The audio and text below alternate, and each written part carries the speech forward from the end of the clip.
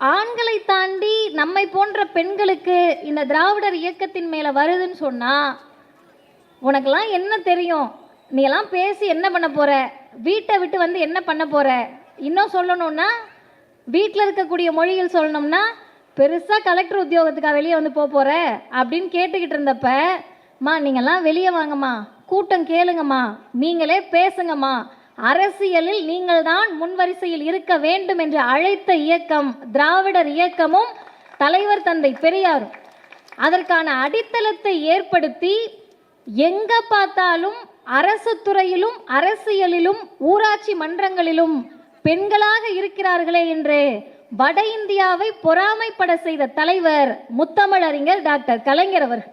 கேள்வி நான் கேட்கிறேன், என் பொண்ணுக்கு வேண்டாம், பக்கத்து வீட்டு பொண்ணுக்கு வேண்டாம், உங்களுக்கு வேண்டாம், அவருடைய உங்க அப்பான்னு சொல்லிக்கிறீங்களா, மாறுதட்டுறீங்கல்ல, உங்களுடைய அப்பா தன்னுடைய சொந்த தங்கச்சிக்கு அடுத்த முறை முதல்வர் சீட்டு தருவாரா அப்படின்னு உங்களால சவால் விட்டு சொல்ல முடியுமா? முடியாது.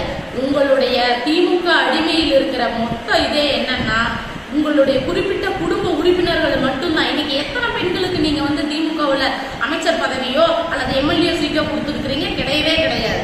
அதனால நீங்க பெண்களுக்கு முக்கியத்துவம் கொடுக்க முடியும்னு சொல்லி சொன்னா முதல்ல உங்க குடும்பத்துல இருந்தே ஆரம்பிங்க.